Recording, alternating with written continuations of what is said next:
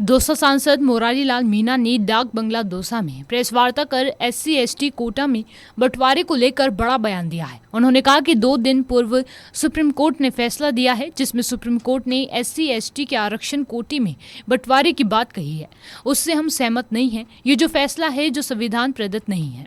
संविधान में जो अनुच्छेद 341, 343 में क्लियर कट लिखा हुआ है, SC/ST के आरक्षण को लोकसभा में या फिर राष्ट्रपति ही संशोधित नहीं कर सकता और इसमें राष्ट्रपति के साइन होना जरूरी है और ये फैसला संविधान के प्रति अनुकूल नहीं है।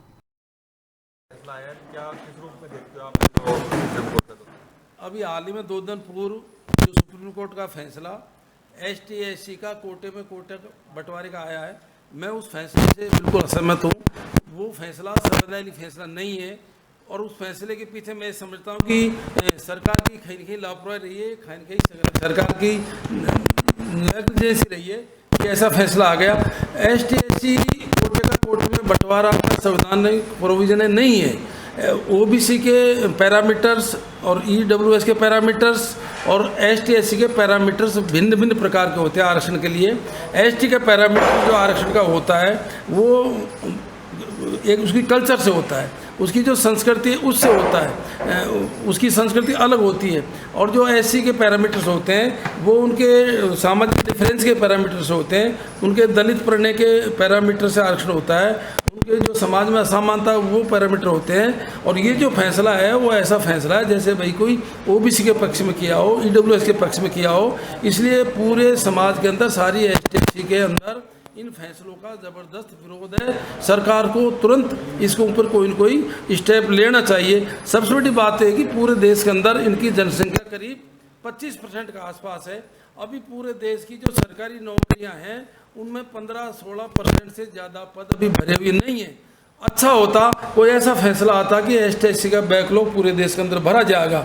जहाँ तक न्यायिक सेवा का सवाल है, मुझे खुशी इस बात की है कि जिस बात को मैंने आज से 8 दिन पहले लोकसभा में बोला था, अब न्यायिक सेवा भी जिस तरह से सिविल सेवा के एग्जाम होते हैं उसी तरह से न्यायिक सेवा के एग्जाम भी होने चाहिए।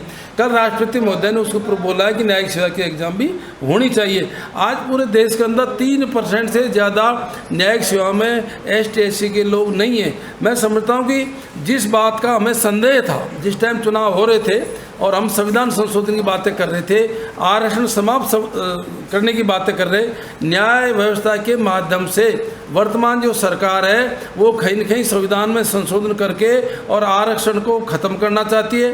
ST/SC में स्वयं में अपने आप में डिस्प्यूट पैदा करना चाहती है। ST को ST से लड़ाना चाहती है, SC को SC से लड़ाना चाहती है और लड़ा करके इस पूरे आरक्षण व्यवस्था को विवादास्पद बनाना चाहती है ताकि ये व्यवस्था खत्म हो जाए। उनका सीधे रूप से तो आरक्षण खत्म करने की हिम्मत है नहीं, इनडायरेक्ट रूप से पूरी आरक्षण व्यवस्था को तहस नहस करना चाहते हैं और इसका पूरे देश में आक्रोश है।